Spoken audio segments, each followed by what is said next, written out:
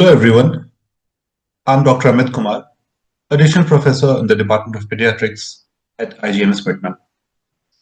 Before starting the session, I must thank Team NNF for giving me this wonderful opportunity to interact with one of the strongest pillar of NICU care, that is nursing fraternity. And the topic which we are going to discuss today is a practical approach to neonatal seizure management. And our tagline would be recognize, respond, and rescue. And we'll see why it is important to recognize, respond, and rescue in a proper way as far as neonatal seizures are concerned. So, coming to the outline, the way which we're going to uh, discuss the topic. First thing, why learning about neonatal seizures is important. So we know that we all have seen NICU babies having seizures, and we all have been frightened by that. Actually, neonatal seizures are one of the most common neonatal emergencies, and actually the most common as far as neurological emergencies are concerned in newborn babies. And coming to our tagline, why it is important to recognize, rescue, and respond. Now, neonatal seizures, though very common, it's very sometimes it becomes very difficult to actually recognize if what we are saying is seizure or something else. And we have to act in a timely and coordinated manner to rescue the baby in a proper way. And only if we are going to do the management in a proper way, the baby is going to respond. And response doesn't mean only that seizures have terminated. Actually, what we mean by a good response is that the baby is discharged without any ASM, that is anti-seizure medications, and also there is no any neurodevelopmental regression or any other problems which can happen if we are not going to treat neonatal seizures in a proper way. And moreover, we'll try to focus more on the clinical and practical aspects rather than going into the theoretical details. So first, we must learn about some definitions. So what actually a seizure is? So as we all know, the definition is an abnormal paroxysmal electrical activity in the brain with motor, sensory, behavioral, or autonomic manifestations.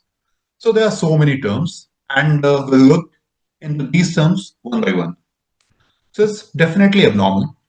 We all know that our brain is always throwing some electrical activities, and normal electrical activities like it owns all the activities which our body is doing.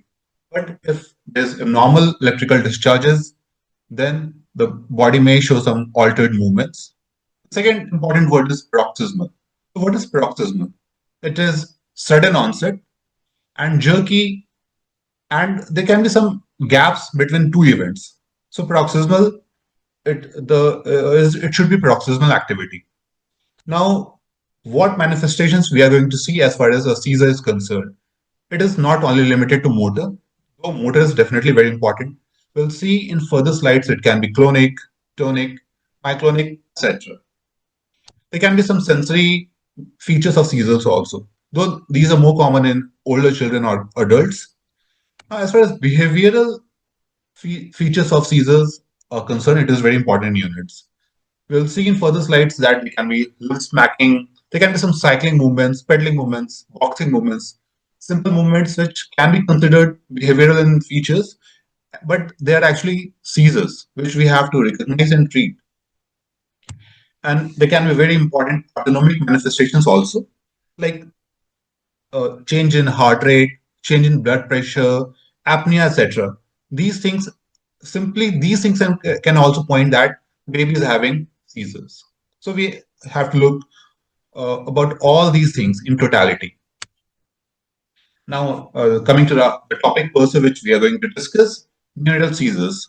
They are defined as seizures, which we have seen in the earlier definition, occurring within 4 weeks after birth in full-term infants or within 44 weeks of post-menstrual age in preterm infants. Now, a very important term which now has a very is coming very fast. That is electrographic neonatal seizure. So what is this? It is sudden abnormal EEG event defined by a repetitive and evolving pattern with a minimum 2 microvolt peak to peak voltage and duration of at least 10 seconds. So just don't get frightened by these technical terms like microvolts and all the changes in EEG.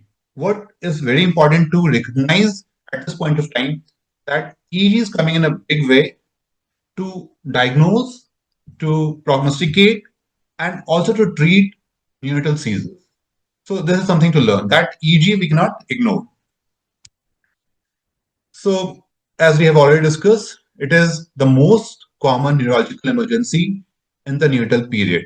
There can be varied causes which we'll learn. Incidents, different reports are saying that it can vary between 3, but in some reports it's as high as 10 per 1,000 live births. And when compared to term, the preterm babies are almost twice prone to have seizures. And there can be different multiple causes, which we'll see in further slides. And the last line is very important, long-term implications. So why we are trying to recognize and rescue a neonate with seizure? Because if we are not going to treat seizures in a timely manner, then there can be long-term neurological implications. The baby may have neurodevelopmental problems, learning disabilities, etc. So many studies have shown that if we are able to control seizures by day 2 of life, the baby is almost always going to have normal neurodevelopmental outcome. If we are going to discharge the baby without anti-seizure medications, again, the neurodevelopmental outcome is probably going to be good. So we have to treat seizures in a proper way, and how we are going to treat, we'll see in the further slides. So coming to the types, we have to know the types of seizure so that we can typify and we can treat. So electroclinical seizures, first, it is an abrupt change in neurological function, and it can be motor, autonomic, or behavioral in a unit with corresponding EEG changes. So what does it mean? A baby is having neurological features like having tonic-clonic seizures, and also we are having EEG reports, and there are changes in the EEG waves which we can correspond with the seizure. The next type of seizure can be clinical only seizures, where there are neurological function features, but maybe we are not able to do EEG, or if we are going to do EEG, the EEG is not corroborating the evidence of seizures. So in that scenario, we label that seizure as clinical only seizures. Now, they can be the third variety is can be electric seizures only, and what it is it in a patient in which we are suspecting that the patient may be having seizure, the EEG findings are showing that there are seizure activity, but there are no clinical attributes, no motor manifestations, or no behavioral manifestations. And it can actually happen in many patients with hypoxic ischemic encephalopathy or in babies who are paralyzed, ventilated, etc. And why it is important to recognize electric seizures also? Because many studies have shown that we have to treat electric seizures also for a proper neurodevelopmental outcome. Further going in the types, neonatal seizures are usually focal in onset in comparison to children or adults where they are usually generalized. And why it happens? Because we all know that a newborn's brain is not formed completely. The myelination and the connections between neurons are not proper. So it can arise in a definite area, and it's very difficult to become it to be generalized. So it can be multifocal and sometimes it can also be generalized. The second point, which is very important as far as recognizing and treating seizures are concerned, that seizures are usually provoked in unit. Or in other words, we can say that they are acute symptomatic seizures. Why it is important to know that what is causing the seizure? Because if it is acute symptomatic, we can treat the seizure, and in future course we can actually, once the seizures have stopped, we can actually stop anti-seizure medications. It is very important to stop anti-seizure medications when seizures are like controlled, because even anti-seizure medications have many side effects which we definitely want to avoid. There may be few cases in which we can suspect or we can diagnose based on many EG features, clinical features, and sometimes by evidence of genetic studies that a neonate throwing seizures is actually having some sort of neonatal epileptic syndrome. Though they are very rare, but they may need long-term anti-seizure medication treatment, and the prognosis, neurodevelopmental outcome may be poor in those neonates. So we have to think about those two. But as already told, neonatal seizures are usually provoked or acute symptomatic, so we can treat and we can stop anti-seizure medications as soon as possible. Now, we need to classify neonatal seizures in a different way when compared to other children or adults, because, as I already told, brain formation is somehow different in neonates, and we have to recognize some special types of seizure in neonates, because only then we can treat neonates in a proper way. So first and the most common is subtle seizures, which we'll try to see in further slides. What are they? They usually don't happen in older children. The second type is clonic seizures. In clonic seizures, we have clonic movements of limbs.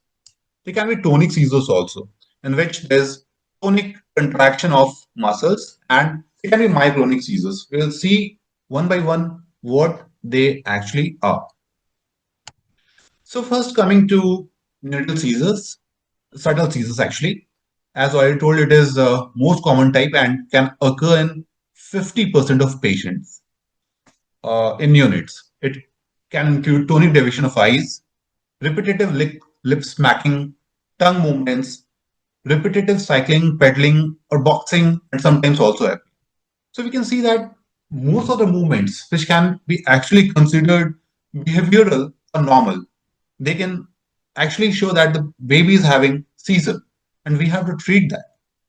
The second type can be clonic seizures, in which they can be repetitive rhythmic movement or jerks of muscles with both fast and slow components lasting for 1 to 3 seconds. So it is important to learn that clonic seizures actually have both fast and slow components.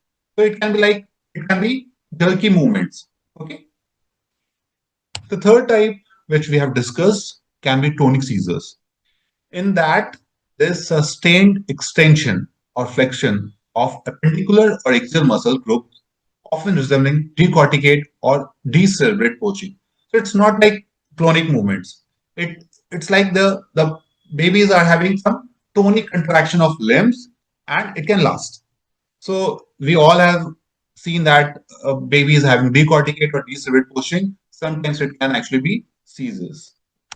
The last, myoclonic seizures, it actually has lightning fast jerks. It can be multiple or single of extremities with an absence of slow component. So there's sudden contraction of a group of muscles, but there's no slow component in myoclonic seizures. And why do we need to learn uh, what is the type of seizure which the baby is having? Because every type of seizure can show a different etiology. The treatment can be different, the prognosis can be different. So we'll try to see few of them by the help of videos. So if you can see in this figure, what is happening? You can see that the unit is having lip smacking, which actually can be considered normal. But you all agree that this is normal. So this is actually a subtle seizure in a patient with HI. In the second video, if you can try to focus on this left upper limb, you'll see that there's some clonic jerks. So this is again a focal seizure in a patient with most probably with HI.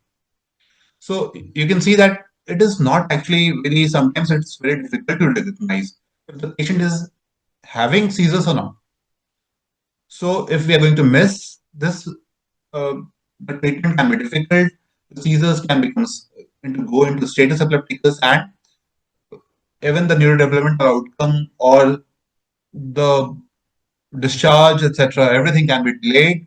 So it's very important to recognize the different types of seizure in a neonate. So now you can diagnose seizures, but equally important, maybe even sometimes even more important, it is important for us to recognize what actually is not a seizure. Because we have seen many neonates with who actually were not having seizures. They were treated, they were investigated extensively, and for no use. So the most common thing which we often or like everyone confuses with Caesar is jitteriness. So jitteriness is it can sometimes be manifestation of hypoxic ischemic encephalopathy, hypocalcemia, hypoglycemia, and sometimes drug withdrawal, but they're not actually seizures. So we have what we have to do as far as jitteriness is concerned. We have to treat the underlying cause. Jitteriness is not treated by anti-seizure medications. So how does a jitteriness looks like? You can see that there can be tremor-like movements of upper limbs or lower limbs. So they are not actually seizures, but you would agree that they very much look like seizures. So we have to differentiate between jitteriness and seizures. The table is showing some of the common findings which we can use to differentiate between these two very similar but different approach of management is required. So the first thing which we must consider is abnormal eye movements. So jitteriness, if a neonate is having jitteriness, the patient would be conscious. There would be no abnormal eye movements. But if a neonate is having abnormal body movements with abnormal eye movements, then what we should think? We should think about seizures. Now, the second thing which we should look for is stimulus sensitivity. So, jitteriness is stimulus sensitive. What does it mean? That by sound, by light, by some stimulus, jitteriness can be precipitated.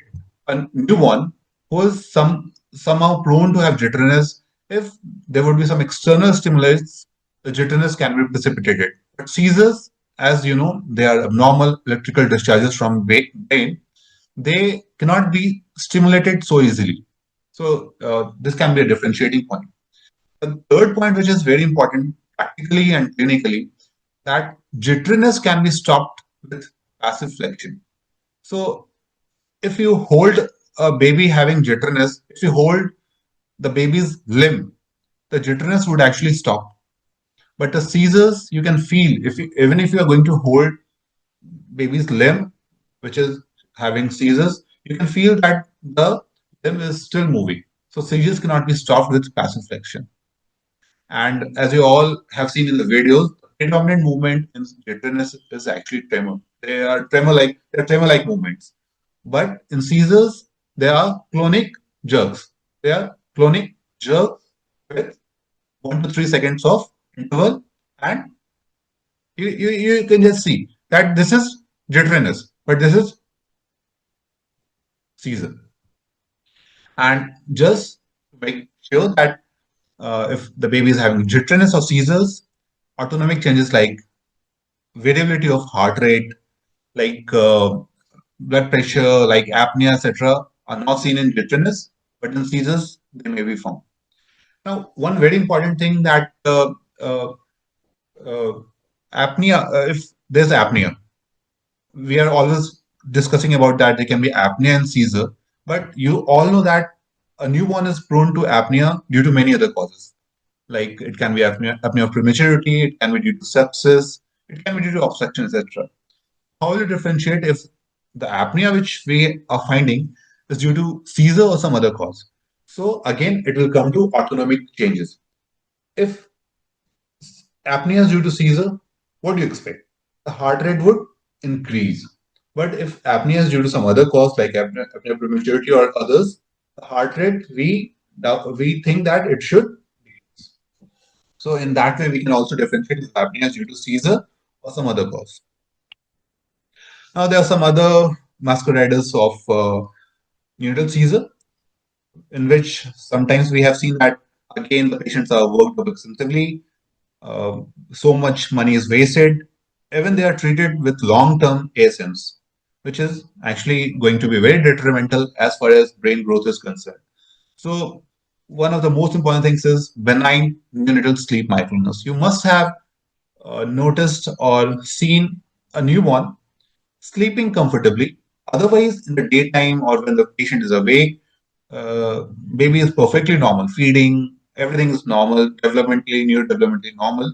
But during sleep, you can see some myoclonic movements of extremities, which can last for a few minutes, then subsides. And the parents are actually very worried. And when they come to doctors or hospitals, they are worked up extensively because we cannot rule out that if what movement the baby was having was seizure or something else. But if you are quite sure that during daytime, during awakening period, the patient is perfectly normal, the movements are present only in sleep, then you can reassure the patients that it is normal and termed as benign neonatal sleep myoclonus, and there's no treatment required. It usually disappears by 2 to 3 months of life. Third thing which can mimic a seizure is neonatal hyperexia, which is not that innocuous as benign neonatal sleep myoclonus. There's some muscle rigidity, startle response, nocturnal myoclonus, but EEG is normal. There's some genetic predisposition to this disease, but even in this disease, anti-seizure medications are not required, and they also resolve within 1 year of age. So, uh, it's equally important to recognize what is not a seizure so that we can avoid excessive workup, anti-seizure medications, and side effect of seizures. So now we have to think about what is causing seizure. We have to know different etiology so that we can treat the underlying causes of seizure and we can reach to a good outcome.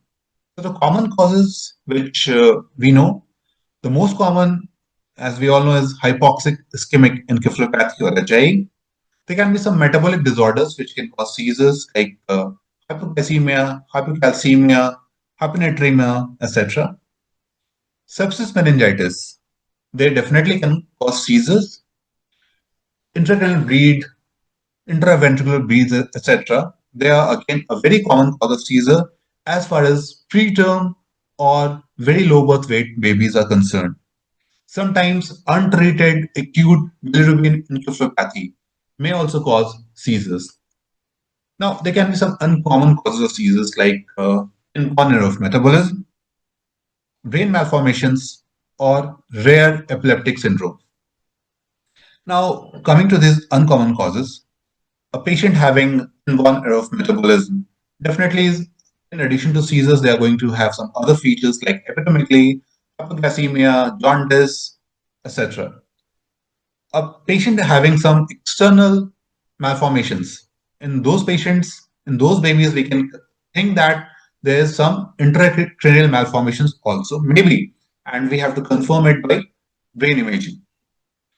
So epileptic syndromes, again, they are very difficult to control seizures, and as already discussed, we need long-term ASMs, and the prognosis in those patients can be guarded.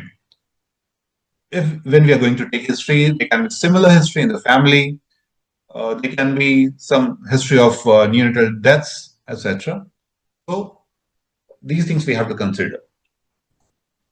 Coming to the approach of neonatal seizure, it's the same as in any other medical, uh, everywhere in medical science, in any other patient.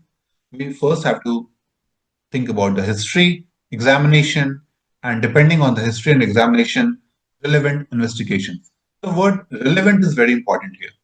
First, we have to decide on based on history and examination that what can be the probable causes of seizure, and only according to that we have to go for the investigations. It means that we cannot order all the investigations and all the patients.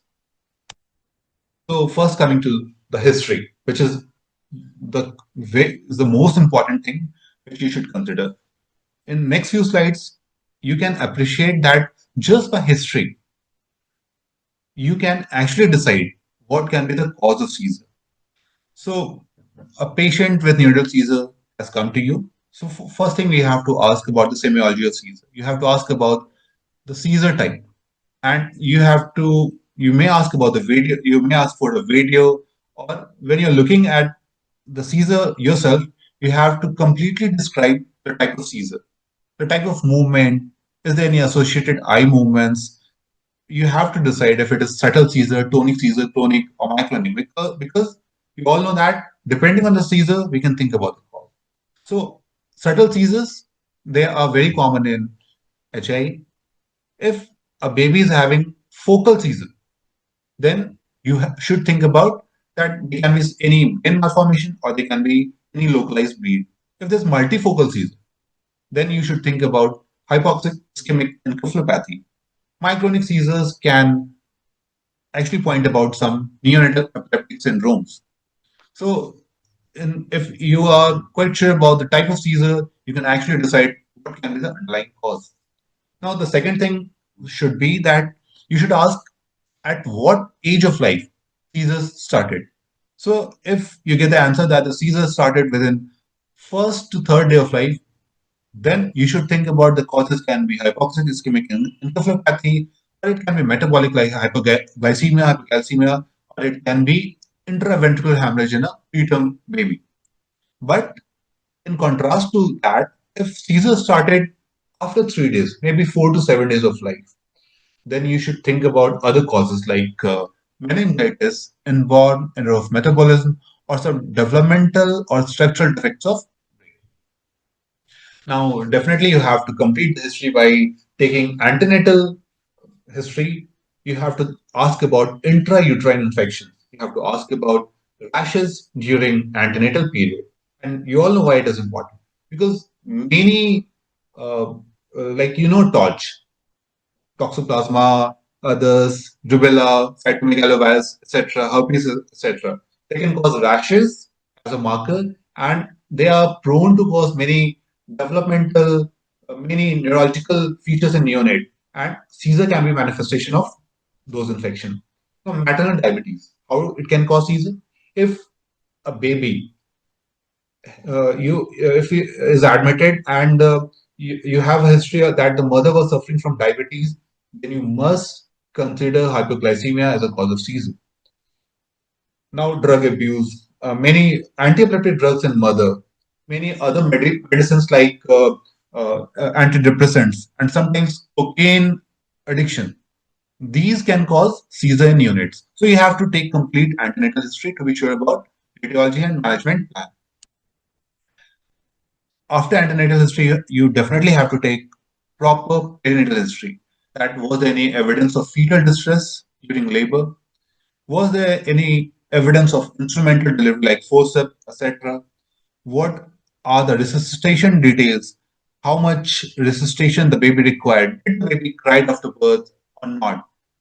How long pulse pressure ventilation was given, etc.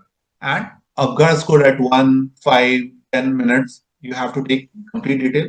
And if there was any evidence of birth asphyxia, you should ask about cord blood pH if it is available. Because the severity of acidosis in cord blood pH actually can show us about or can guide us about the severity of HIE. Now, and you know that HIE is the most important cause of seizure. So, more severe the HIE is going to be, more difficult the seizures are going to be to treat. So now we have to take complete feeding history. If the baby is feeding properly, what is the frequency of feeding? Is there any difficulty of feeding or vomiting or drowsiness, etc.? So why proper feeding history is important? Because sometimes in IUGR babies and in babies who are not fed properly, they can be polycythemia, they can be hypoglycemia. Suppose they are being fed on cow's milk, etc. There can be evidence of hypocalcemia, etc. And all these metabolic problems can actually cause seizure. Now, family's history is not any less important. It's very important.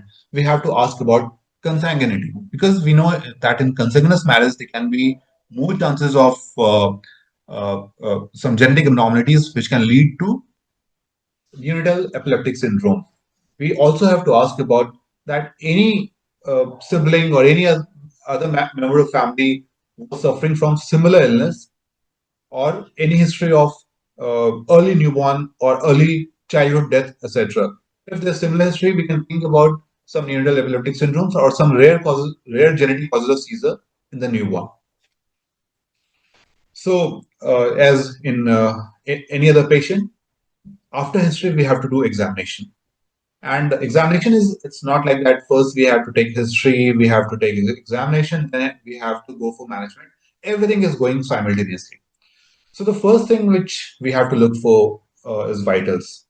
We have to look about for heart rate, we have to look for saturation, we have to look for capillary refill time, etc.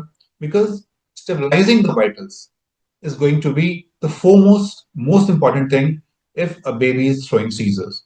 And for all of you, whenever you are asked about management of any patient, you have to start with vitals because there, first we have to save the child. Only after that we can treat seizures, infection, hypoglycemia, whatever. So TABC will always come first, which we'll see in further slides. Then we have to think about anthropometry. What is the weight? What is the height? What is the head circumference of the child? Because uh, what can be the problems we can appreciate just by anthropometry? We can see that if baby is IUGR or not. If a baby is IUGR, intrauterine growth retardation, or small for gestational age, actually that baby is prone to have seizures due to hypoglycemia or hypercalcemia. So anthropometry is again important. Suppose a baby is large for gestational age, then we can think that the mother may be having diabetes and the child again have seizures due to hypoglycemia. Gestational age is very important. We can do it even after birth by modified blood score. We all know that a preterm child or a VLBW child is twice more prone to have seizures when compared to term babies. And the causes may again be sepsis, HI, metabolic abnormalities, and uh, more specifically, it can be intraventricular hemorrhage, which happens exclusively in preterm babies. If we find some dysmorphic features, external dysmorphic features in a newborn, then we can think that the baby may be having some cranial malformations, which can be the cause of seizure. After all these things, we have to do proper CNS examination where we should assess higher mental functions, if the baby is conscious or not, is active or not, what is the tone of limbs, and if possible, we should look for fundus, we should look for red reflex, and all those things because fundus examination can actually point out towards some genetic causes like galactosemia, like torch infection can also be we can look for in fundus examination. So, just by history, let's see if we can guess the cause of seizure or not. So, what can be the clues? Suppose a patient, just imagine that a patient with seizure has come to you and you have asked basic 3-4 questions. So the first case would be the patient has come to you with seizure. There is history of difficult labor, neonate is lethargic, and the onset of seizure was around 12 to 24 hours. And when asked about cord blood pH, it was acidic. What comes to your mind as the cause of seizure? So it is hypoxic ischemic encephalopathy. Now let's consider a second case where the onset of seizure, baby was almost normal till first 3 days of life. Then after that, there's evidence of seizure.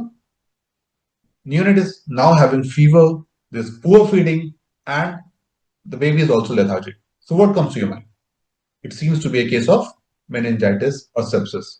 Just a few clues, 3-4 clues, we can think about the probable cause. Now let's consider other baby. The baby is actually IUGR, intrauterine growth retardation, and seizure started at day 1 to 3. baby is also having poor feeding. So what comes to your mind? It can be sepsis. It can be anything. But just by looking at these things, we can have some probable differentials. It can be hypoglycemia, it can be hypocalcemia, or it can be polycythemia. Depending why? Because the baby is IUGR and Caesar started between day 1 to 3, and there's also still poor feeding. Now, fourth case, you have a very low birth weight baby, suppose 1 kg baby or 1.1 kg baby, and patient was almost normal till day 1, day 2 of life, and then he or she started throwing acute seizures. So what can be the probable cause? It actually can be intracranial or intraventricular hemorrhage. So you must take proper history, proper examination, because if you are like quite sure about what etiology is, then your investigation panel would narrow down, your management would be more focused, and you would be able to prognosticate the family in a proper way and also manage neonate in a proper way. So now, after history examination, you're quite sure about what can be the causes. You have to go for investigations. There are few investigations which you have to do in all the newborns having seizures, and they include complete blood count, which can show infection, thrombocytopenia, etc. You have to look for electrolytes, sodium, potassium, calcium, all these things, because their problems, their abnormalities can cause seizures. Then you have to look, most important, you have to look for random blood sugar, because hypoglycemia is a very important treatable cause of seizure, and if untreated hypoglycemia, it can cause severe mental retardation. Now, cranial evasion preterm unit is very important because intracranial bleed can be a very significant important cause of seizures in preterm babies. Now, EEG or amplitude integrated EEG, it is coming in a very big way, and now we just cannot say that we are treating clinical seizures only. We have to have evidence on EEG or AEG, which we'll see in further slides. Neuroimaging sometimes can be required if we are thinking about some brain malformations or bleed. So, uh, some most of the times we are cranial EEG is more than sufficient. But if we are not sure, or if condition of baby is stable, we can go for neuroimaging, including MRI or CT brain.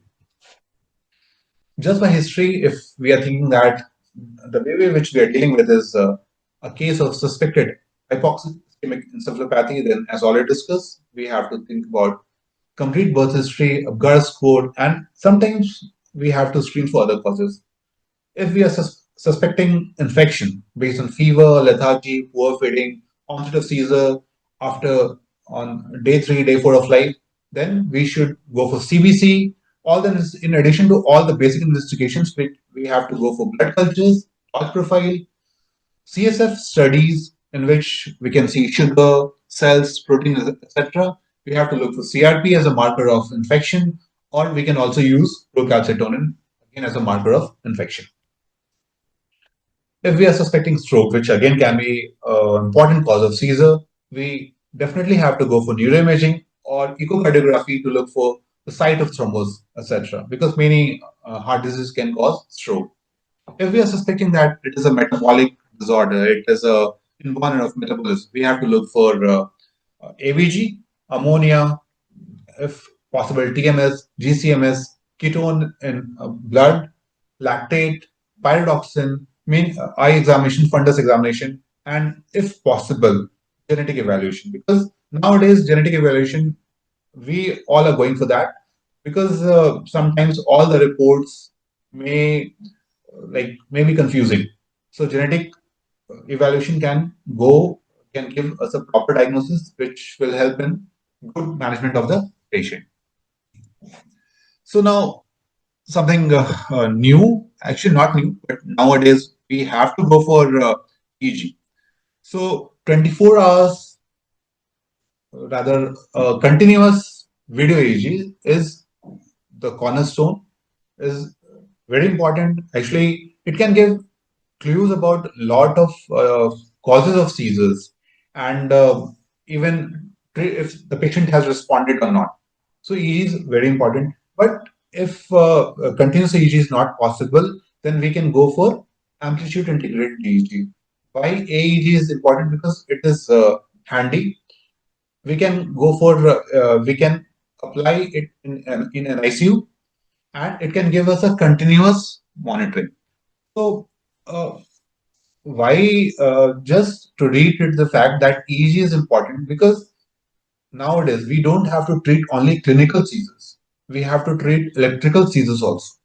And a patient who is on ventilator is maybe paralyzed, maybe sedated heavily. The external features of seizure may not be evident. So if amplitude integrated EEG or video EEG is showing features of seizure, we have to treat that, and that will help in good outcome actually. So recent ILAE guidelines have given us 5 level of diagnostic certainty as far as seizure is concerned. And if we have to think about in which level the seizure which we are treating falls, because that will guide us in the course of action if treatment is required or not. So level one are the patients who are having definite seizure, and why they fall in level one? Because they have suspected seizure, clinical features of seizure like tonic, clonic, subtle, etc., and with a with evidence of seizure in continuous EEG monitoring. So of course we have to treat those patients. Now, what is level two? It is labeled as probable seizure, in which we have suspected seizure with an amplitude integrated. In place of continuous EEG, here we are using AEEG. And there are features of seizure in AEG, or there may be clinically assessed focal or clinical tonic seizures, but no EEG evidence for that. Again, we have to treat these patients.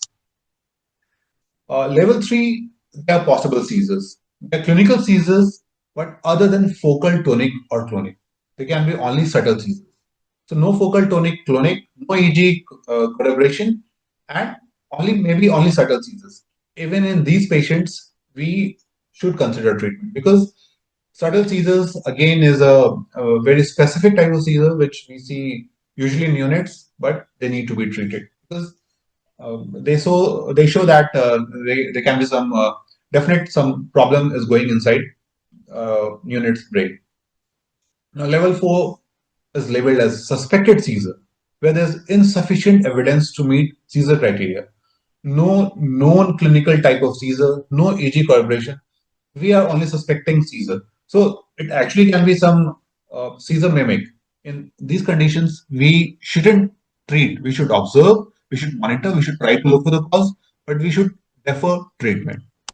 Level 5 is labeled as not a seizure, where the movement is determined and characterized by EEG not to be having seizure. In those cases, definitely we don't treat the patient. So now we have taken history, we have thought about an etiology, we have investigations.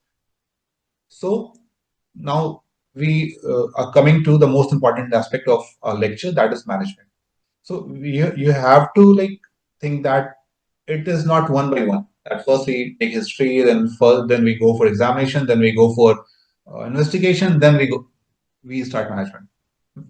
Seizure management is something which is very we have to be very fast. Everything happens side by side. We start managing the patient as soon as we see that seizures are happening. Everything is going side by side. We are taking history, we are doing examination, we are sending investigations, which practically is possible. So the first thing in management, as already discussed, is to stabilize the patient. Temperature, TABC. You should every time use TABC in all neonatal management plans. So we have to stabilize the temperature. We have to keep the baby under a warmer. Airway should be stabilized. We have to look if the airway is maintainable or not. If there's any secretion, we have to clear that. may be positioned in lateral decubitus also. We have to look if breathing and saturation is maintained or not. We should apply oxygen if saturation is not maintained. And we have to look for circulation. If there's any evidence of shock, poor pulses, we have to treat that also simultaneously. Then, after stabilizing uh, the vitals, we have to, or in the meantime, also, we have to secure one or two IV lines and check for blood sugar because we have already discussed that blood sugar, hypoglycemia, is one of the most important causes of seizure, which is treatable. If possible, we can also look for calcium. So we are not going into the detailed management of hypoglycemia, but most of literature says that cut of 45 is accepted as level of hypoglycemia, but even below 60, you can consider giving treatment for hypoglycemia. We give 2 ml per kg of 10% dextrose, and usually seizure subsides if hypoglycemia is the cause of seizure and we have given 2% dextrose. So in next, what can happen that either these abnormalities were not present or you have treated these abnormalities like hypoglycemia and hypoglycemia, but the seizures still continue. Then what we are going to do? So then we go for the first line anti-seizure medication recommended in neonates, that is intravenous phenobarbital. And what is the dose? We give a loading dose of 20 milligram per kg slowly over 20 minutes. We cannot give it fast because it can cause respiratory depression and other problems. So we give first loading dose of phenobarbital. Still, if seizures have stopped, well and good, but still seizure continues, then what we can do, we can go for a repeat intravenous phenobarbital. We can give two allocates of 10 mg, 10 mg phenobarbital, a total additional dose of 20 milligram per kg. If still the seizure continues. So it's somehow refractory seizure, difficult to treat, but we have to go for second line anti-seizure medications. And we can think about levetiracetam or phenytoin. What you're going to select, as we'll see in further slides, it's up to your wish, but both of them are effective. Usually we prefer levetiracetam. Till seizure continues, then we can go for midazolam. So you can see the difference. A neonate has come to you with seizure. Midazolam is not the first drug which you're going to use as we use in older children. First drug which we are going to use is actually phenobarbital. Even after administration of midazolam, if seizure continues, we can consider some higher medications like intravenous lidocaine. And still seizure continues, we should think about giving pyridoxine. Pyridoxine is available in parenteral form, and it can be given intravenous or intramuscular. Intravenous pyridoxine can again cause sudden respiratory depression. So we actually prefer intramuscular pyridoxine. And at any step, if seizures have stopped, we have to start the maintenance dose of anti-seizure medications, which we have given, which we'll see in further slides. So coming to the dose of anti-seizure medications, one very important thing that earlier we used to call them AEDs, that is anti-epileptic drugs, but now the name has changed and we all should use the term anti-seizure medication or ASM. So the first line drug, as we all have seen, is phenobarbital. Dose we have already discussed, it is 20 milligram per kg over 20 minutes slow IV. And the second loading dose we can use 10 mg per kg in 2 liquid.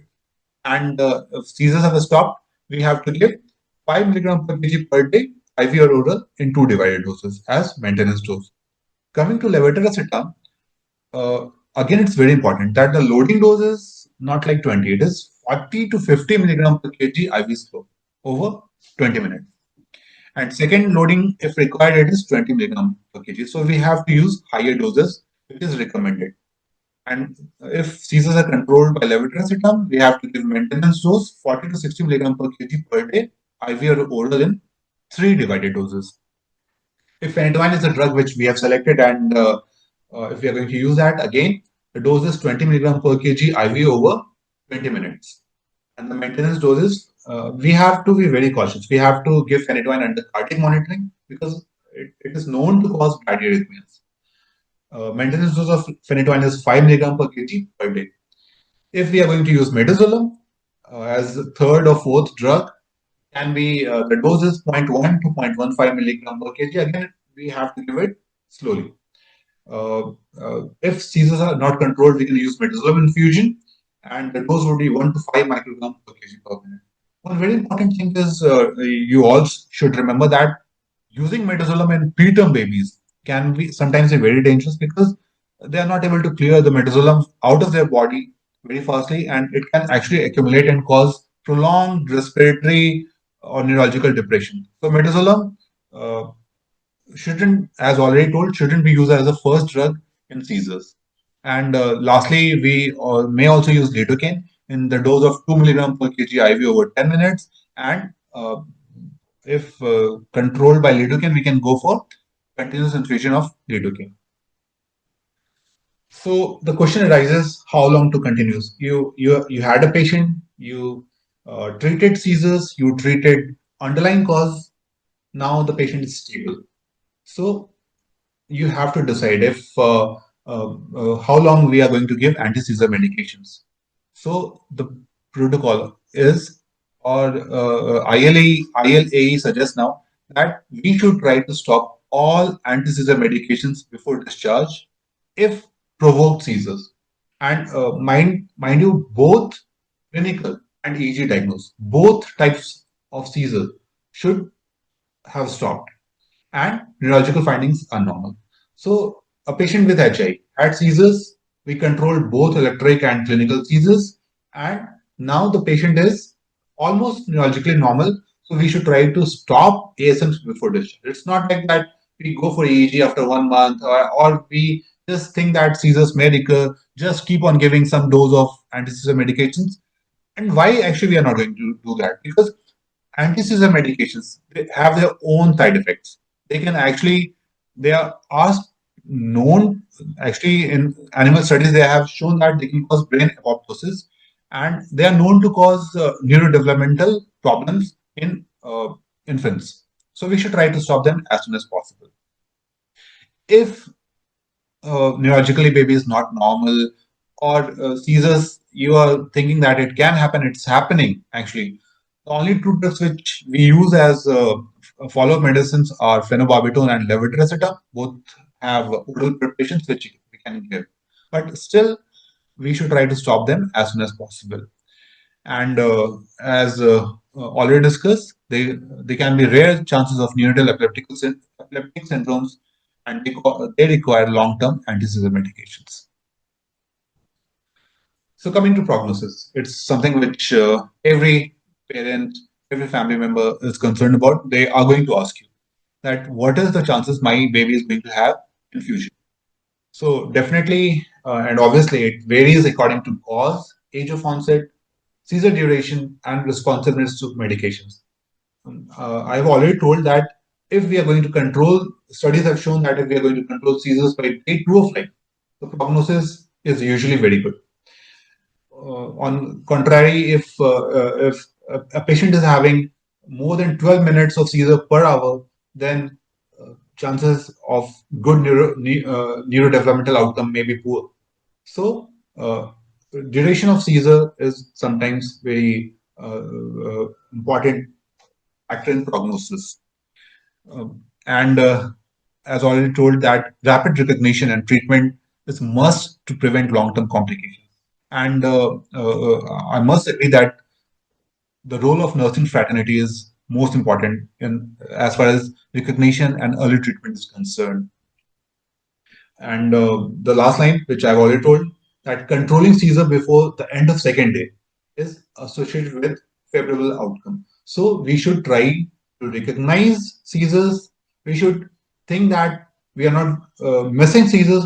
In the same way, we shouldn't try to treat seizure mimics, and we should try to treat it aggressively according to the protocol so that we can have complete seizure cessation, both clinical as well as physiographic. Now, as already told, that EEG is very important for diagnosis, to typify the seizure type, and it is equally important for prognostication of seizures. So if a EEG pattern is showing background burst suppression and ictal activity, it usually shows that prognosis is not that good. But if there's normal background activity in EEG, prognosis is usually okay. It's usually good. And in those rare cases of neonatal epileptic syndrome or metabolic syndrome, even pyridoxine dependent seizures, EEG is actually very sometimes can be specific and help us to diagnose, to treat, and also say about the prognosis of seizures. So, coming to recent ILA, International League Against Epilepsy guidelines, specifically given for neonatal seizures, few changes have been made, and the guidelines are very simple. We all can follow that, and they are like all electric seizures. It's actually like what we have learned so far. It's simply putting them in words that all electric seizures, with or without clinical correlates, need to be treated. So it's not only that only clinical manifestation seizures like subtle, focal, tonic, clonic, or myoclonic seizures need to be treated. If there's no clinical correlate, but EEG, it may be 24-hour EEG, that is standard EEG, uh, or amplitude integrated EEG. If both of any of them are showing seizure, we need to treat them. Phenobarbital is the first line. Second thing is that phenobarbital is the first line anti-seizure medication. Uh, in few years back, actually, levetiracetam was also considered in hand side by side to phenobarbital as first line ASM, but again we have came back to phenobarbital as the first line ASM because of its efficacy and history that it controls seizure, in the best way. One very practical thing which you all should be aware of, I'm sure you all are already knowing that 1 ml of injection phenobarbital actually has 200 milligram of phenobarbital. It is highly concentrated, and giving any the dose higher dose than what is recommended as far as phenobarbital is concerned can cause sudden respiratory suppression, and the patient can have major problems. So you should already always think that what you're giving. 1 ml has 200 milligram of phenobarbital. Now, the third line is that either levetiracetam, phenytoin, latocin, or metazolam. You can choose anything as far as second line anti-seizure medications are concerned. But a few guidelines or few helpful measures, helpful data which can help us, like when you're having a patient with cardiac disorder, you should try to avoid phenytoin, as we already have discussed that it has have some cardiac toxicity. In the same way, practical thing is that mostly we are using levetiracetam as the second line uh, ASM in most of the cases. So again, a very important thing that now we have treated the patient. So following cessation of acute symptomatic seizure, that is provoked seizure, both electroclinical and electrographic, without evidence of neonatal onset epilepsy, all anti-seizure medications should be discontinued before discharge. That is very important. And it doesn't matter what are the MRI findings or what are the EEG findings later. If all electroclinical and electrographic seizures have stopped, we should try to send the patient during discharge without any anti-seizure medications. And it's not like that first we should try to taper for 1 week, 2 week. We can just abruptly discontinue anti-seizure medication. And suppose we have used 3 or 4 anti-seizure medications. So the last anti-seizure medications which we have given will be out first. Suppose we have given like uh, first we have used phenobarbital, then levetiracetam, then midazolam, then lidocaine. Then first lidocaine would be out, then midazolam would be out, then levetiracetam would be out, and in the end, if everything is normal, we will also stop phenobarbital. And obviously, there is no role of prophylactic anti-seizure medication. It's not that a patient had hypoxic ischemic encephalopathy, that patient is bound to have seizure. So why not we give anti-seizure medications apprehending that the seizure baby is going to have seizure. So can be actually detrimental and it has no role. It shouldn't be done.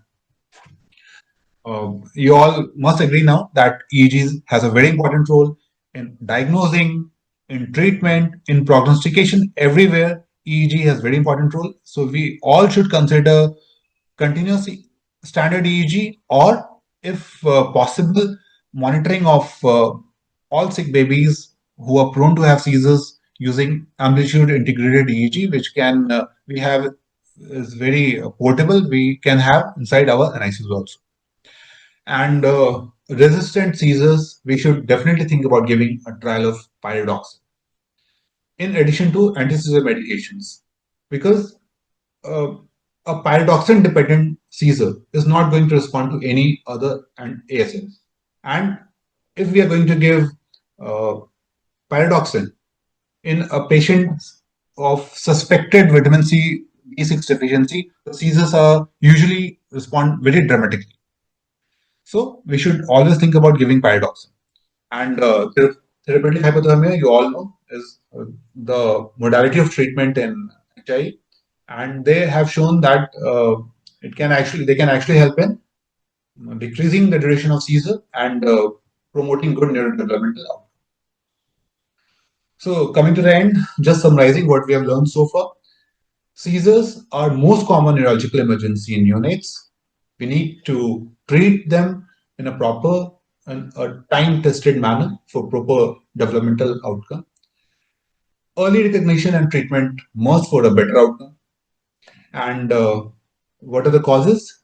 Most important is HI. Others can be hypoglycemia, meningitis. They can be the causes of seizures. And we, in addition to seizure treatment, we have to treat the underlying causes also. Phenobarbital remains the first line anti-seizure medications. EEG monitoring is very important. And one very important thing which now we are doing, that anti-seizure medications can be discontinued before discharge in most of the cases. So just what we started with, recognize, respond, and rescue. If we are going to recognize the seizures, if we are going to look for the etiology by history investigation, if we are going to respond fastly, then we can stop the seizures, we can discharge the patient safely, and we can assure the patient to be having normal developmental status in future life also. Thank you, you all, and we'll learn further on the group. You can post questions there. I'll be more than happy to answer those questions.